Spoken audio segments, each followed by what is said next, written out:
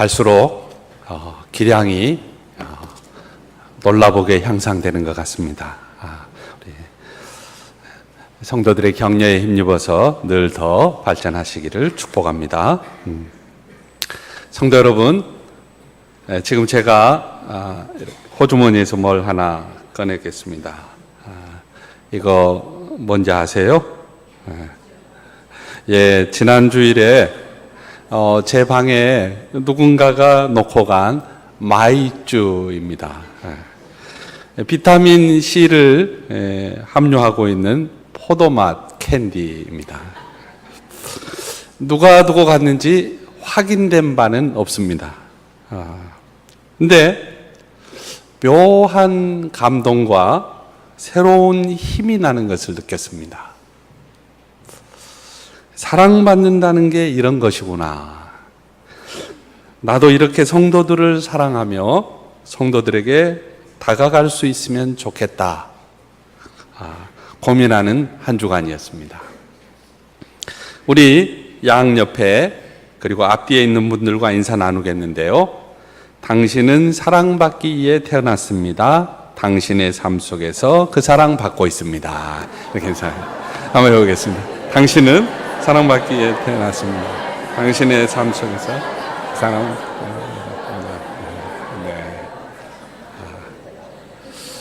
네. 야, 김모 집사님과 최모 권사님 되게 좋아하시네요. 예. 네. 원래 오늘은 다음 주일 9월 2일에 이 말씀을 전하려고 했는데요. 9월 첫 주 가을을 맞이하는 우리 교회의 예배와 행사가 12월까지 이렇게 저렇게 진행될 것이라고 말씀을 드린 후에 사역의 방향이 어디에 있어야 하는지 나누고자 했어요.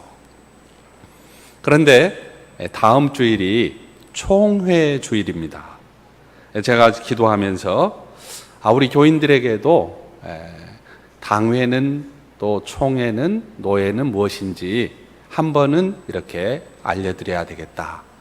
그래서 다음 주는 총회 주일로 이렇게 지키기로 하고, 오늘 말씀의 초점은 함께 읽은 본문에 의지하여 하반기 우리 교회의 행사들은 무엇이고 행사들이 의도하는 것은 무엇인지 살펴보는 데 있습니다.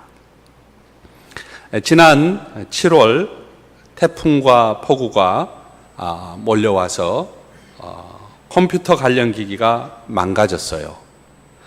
이것을 고치는 것을 계기로 관리부에서 교회 곳곳에 묵은 곳을 정리하고 불필요한 것을 이렇게 치우고, 또 냉난방 기계를 청소하고 비뚤어진 곳은 정돈하고 또 앞으로 손봐야 할 곳은 어디인지 점검했습니다. 이것이 이제 신호탄이 되었죠.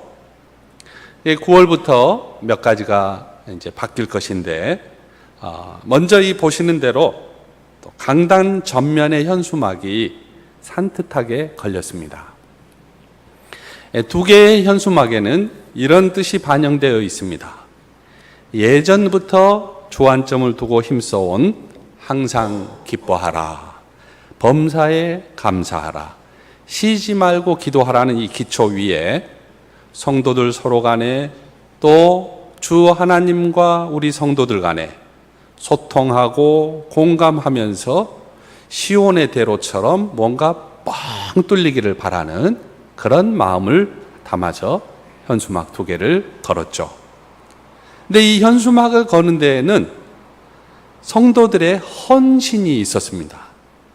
현수막 높이가 7.5m 정도이기에 사다리를 타고 올라가 걸기는 위험하고, 또 건물 건축 시 설치하는 비계가 있지 않습니까? 옆에 안전하게 올라가는 그 비계를 이용하여 현수막을 달려고 하면 출장비가 만만치 않습니다. 현수막을 걸려고 할 때마다 출장비를 지불해야 되니까. 그래서 성도 한 분이 이렇게 기존의 현수막, 지금 노란 게 걸려있는 이 현수막 막대, 이 양옆으로 날개를 달았어요. 그래서 이제 뜨거운 한나절 꼬박 이렇게 땀을 흘리면서 일을 했습니다. 그런데 그 날개 자체가 무거웠어요. 여기 이제 막대가 있고 이렇게 단 이 날개 자체가 무거워가지고 이 날개가 밑으로 쭉 이렇게 감당하지 못하고 지탱하지 못하고 이렇게 기우는 거예요. 이제 웬만하면 여기서 그만둘 수가 있잖아요. 이 성도님은 더 생각했습니다. 그래서 무게를 감당하기 위해서는 날개를 좀 더 가벼운 소재로 사용해야 되겠다. 그래서 또 한나절을 조수 두 사람을 불러내서 함께 땀 흘리며 또 이렇게 봉사를 했습니다. 그런데 문제가 생겼습니다. 됐다 싶어서 현수막을 걸어 보았더니 이번에는 현수막이 자체에 무게가 있는 거예요. 그러니까 현수막의 무게를 감당하지 못하고 날개 그 자체가 밑으로 또 처지는 거예요. 여기까지가 지난주 상황입니다. 근데 이제 눈썰미가 있는 성도님들은 지난주에 현수막이 걸렸네 이걸로 끝나지 않고 약간 처졌네 이런 걸 느꼈을 거예요. 근데 이제 이 모습을 바라본 저와 조수들은 그런 대로 괜찮다 이렇게 생각을 했어요. 근데 이 성도님은 마음에 들지 않았는가 봅니다. 밤에 잠도 자지 않고 골똘히 궁리하기 시작했습니다. 옆에서 지켜보던 부인이 너무 안쓰럽기도 하고 화가 나기도 했다고 해요. 뒷이야기를 들어보니까. 근데 이 성도님은 끙끙대면서 계산하고 또 생각도 해보고, 그래서 이 기존의 현수막 길이에 이 현수막도 무게를 감당하기 위해서는 교각을 설치해야 되겠다. 그래서 현수막 밑에다가 이렇게 교각을 설치를 했습니다. 그리고 양 날개 이렇게 가벼운 소재를 댔는데 그 소재가 또 처질 수 있으니까 이 이음새에다가 너트를 이렇게 박아가지고 이게 이제 약간 올라가되 처지지 않게. 그래서 이 완성품을 만들어 놨어요. 양쪽에 현수막을 달아 올리는 모습을 보고 이 성도님의 부인이 함성을 지르는 겁니다. 당신도 모르게 박수! 박수! 그러는 거예요. 그 모습이 정말 일품이었습니다. 근데 저는 이제 성격상 한 번만 박수하자고 할 줄 알았거든요. 근데 무려 3번이나 박수! 박수 하는 거예요. 그래서 제가 속으로 교회를 사랑하는 남편이 저렇게 자랑스러우셨구나 그런 생각을 했어요. 그리고 최선을 다하고 나누는 기쁨이 이런 것이구나 하고 참 놀랐습니다. 그런데 말이죠, 이 올려진 현수막을 보고 다른 성도 한 분이 지난번에 현수막이 좀 오래돼서 마음이 걸렸다 그래요. 좀 새롭게 교환하면 좋겠는데 하는 생각을 해서 이렇게 바뀌었다. 지난주에 그 약간 좀 아직 완성품이 아닌 그것을 보고 감동을 받아서 경비 일체를 헌금을 했다는 거예요. 전도사님이 저에게 그렇게 얘기를 해주는 거예요. 그래서 교회란 서로가 마음을 담아서 이렇게 예배당을 아름답게 가꾸고자 하는 그 모습 속에도 우리의 사랑이 넘치는구나. 그래서 흐뭇하고 감사했습니다.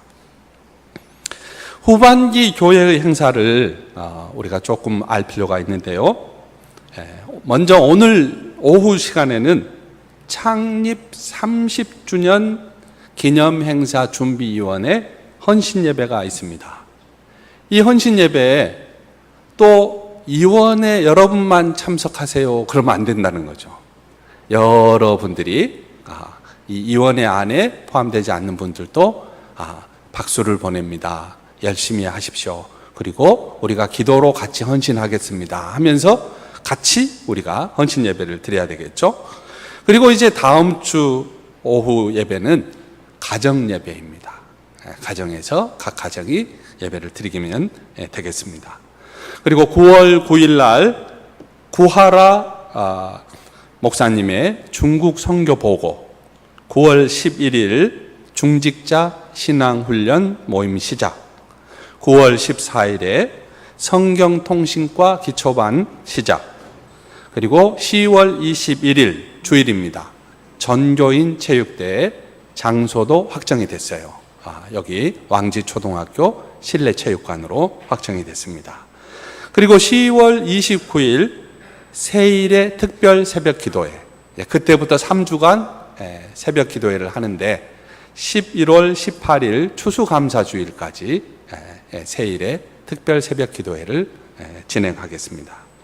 그리고 10월 말경까지 각 기관 및 교육부 내년도 계획을 보고하고 예산을 보고하고, 그리고 11월 초순에는 창립 30주년 기념행사 동명교회 성물과 성화 전시회가 있고요. 그 다음에 11월 중순에는 전 성도들이 내년도에 봉사할 곳에 지원하는 봉사 박람회가 열릴 것입니다.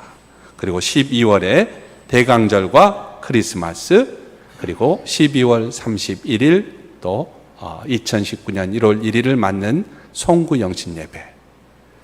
이제 올해가 끝났으니까 우리 집에 갈까요? 다 끝났습니다.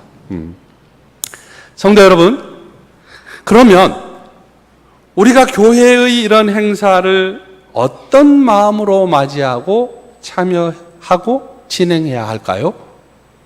교회가 왜 이런 행사들을 하는 것입니까? 행사를 하는 목표가 어디에 있는 것일까요? 무엇보다 중요한 것은 우리 교회가 그리스도 안에서 하나로 연합하는 것임은 분명합니다. 하나로 연합한다는 것은 하지만 우리 교회를 과시하기 위해서가 아니에요. 하나로 연합한다는 것은 모두가 사랑받는 자가 되기 위해서라는 거예요.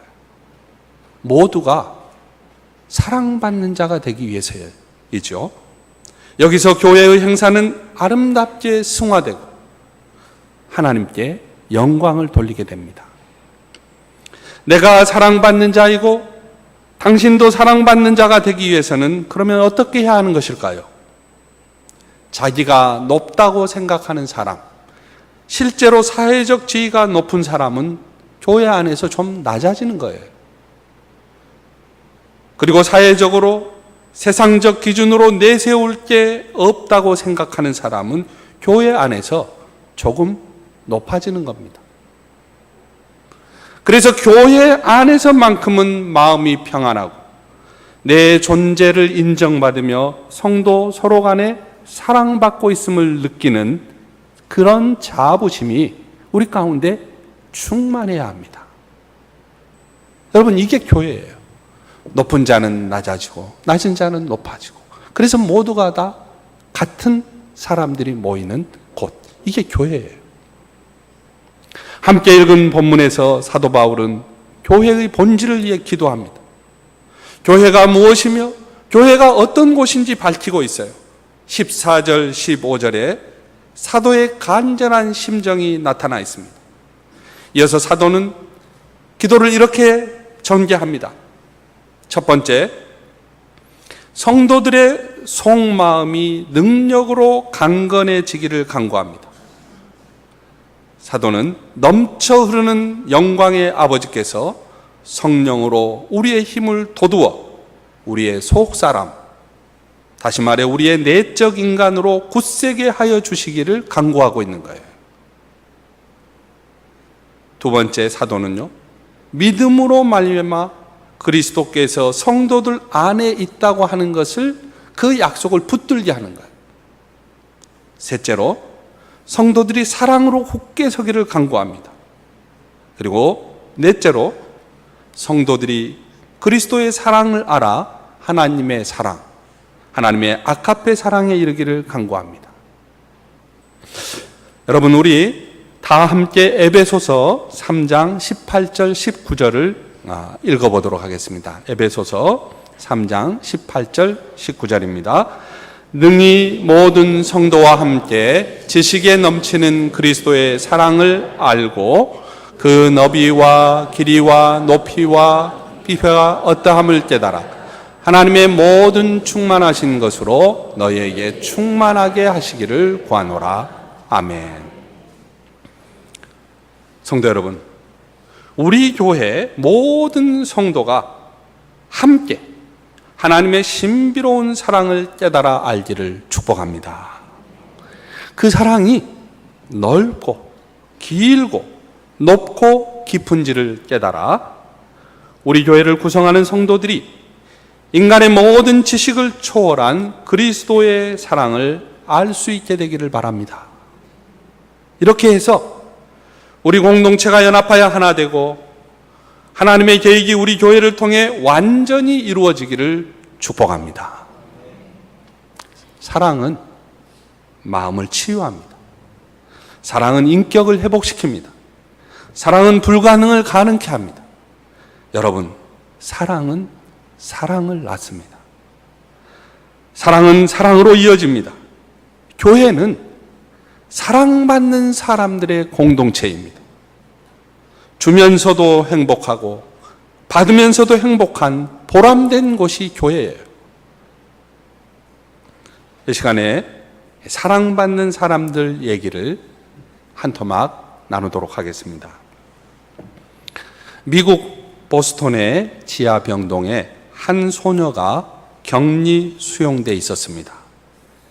이 소녀는 정신질환이 너무 심했습니다.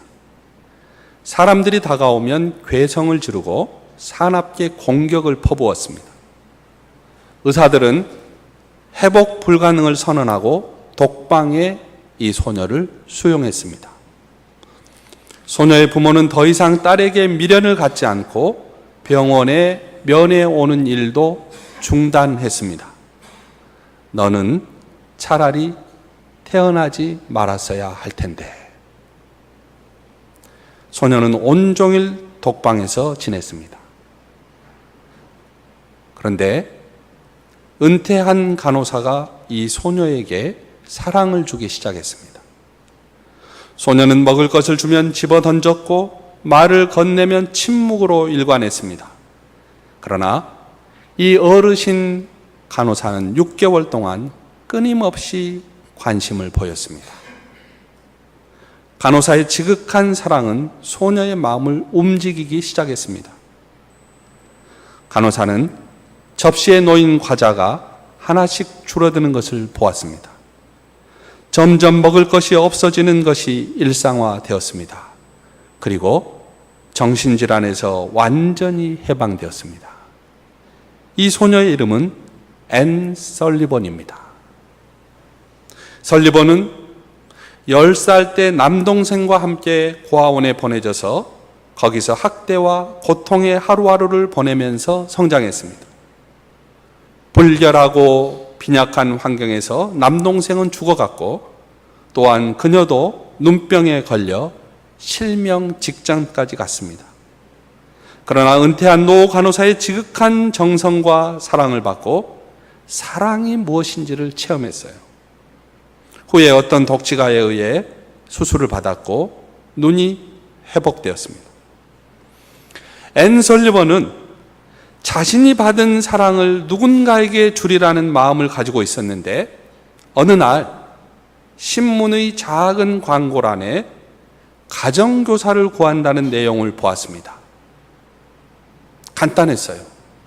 보지 못합니다. 말을 하지 못합니다. 듣지 못합니다. 이 여자 어린이를 돌볼 가정교사를 구합니다. 이게 광고문이었어요. 앤 설리번은 3중의 장애가 있는 어린아이의 교사가 되었습니다. 그 사투의 시간이 이해가 되는지요. 완전 망나니 같은 정글의 소녀, 광란의 모습만 연상이 되는 아이에게 설리번은 촉각, 감각이죠. 이 촉각을 통해 말을 토해내게 했습니다. 그리고 말을 글로 이해하게 도왔습니다. 결국 들을 수 있는 사람으로, 말할 수 있는 사람으로 바꾸어 놓았습니다. 이 아이가 바로 우리가 잘 알고 있는 헬렌 켈러입니다. 어느 날 헬렌 켈러가 정원에서 꽃 한 송이를 꺾어서 설리번 선생님에게 주자 설리번 선생님은 헬렌 켈러의 손에 I love you, 나는 당신을 사랑합니다 라고 썼습니다. 그러자 헬렌이 갸웃거렸습니다. 사랑이라는 말을 이해하지 못한 것입니다. 헬렌이 사랑을 이해하기까지 설리번 선생님은 몸소 사랑을 실천해 보여주었습니다. 사랑이란 손에 잡히지 않는 것이지만 그것이 사람에게 부어져 있을 때 비로소 알 수 있는 것이란다. 사랑이 없으면 행복할 수 없단다.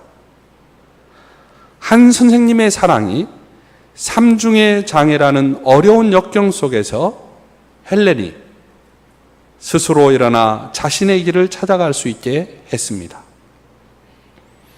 설리번 선생님의 진정한 사랑이 있었기에 헬렌 켈러는 하버드 대학을 졸업할 수 있었고 자신보다 더 어렵고 힘든 사람을 위해서 일할 수 있었습니다. 하버드 대학교 졸업식장에서 졸업장을 받는 순간 눈물을 흘린 사람은 헬렌 켈러만이 아니었습니다. 설리번 선생님의 눈에서도 감격의 눈물이 끊임없이 흘렀습니다. 수년 뒤 영국의 빅토리아 여왕은 외국인에게 주는 최고의 훈장을 헬렌 켈러 여사에게 주면서 당신은 두 눈이 멀었고 청각장애인인데도 어떻게 그런 훌륭한 업적을 남길 수 있었습니까? 라고 물은 적이 있었습니다. 헬렌은 그때 이렇게 대답했다고 합니다. 앤 맨스필더 설리번 선생님이 아니었다라면 헬렌 켈러라는 이름은 아무도 몰랐을 것입니다.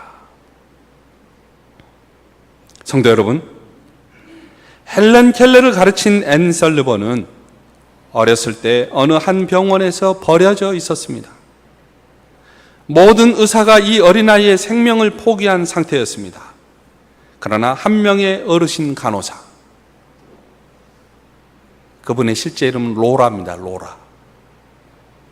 저는 이분을 생각하면서 우리 교회 권사님들을 많이 떠올렸습니다.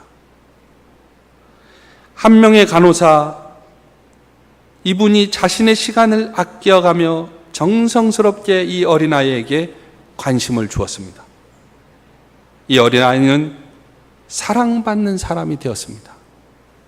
사랑받는 사람이 되었기에 그녀는 사명감을 가지고 후에 헬렌 켈러를 가르친 선생님이 될 수 있었습니다.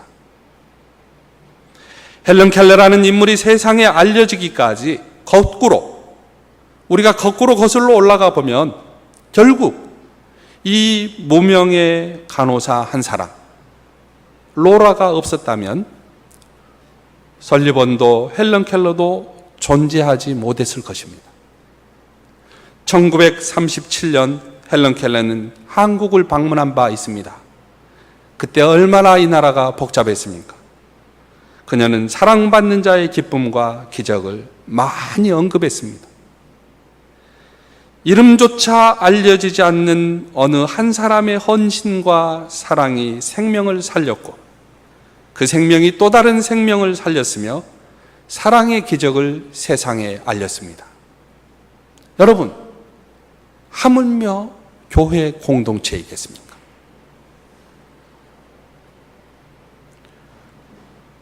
오늘 우리는 여름을 보내고 가을을 맞이하면서 교회가 어떤 사업을 하고 어떤 행사를 하고 또 무엇 때문에 행사를 진행하고 왜 서로 만나는지 살펴보았습니다.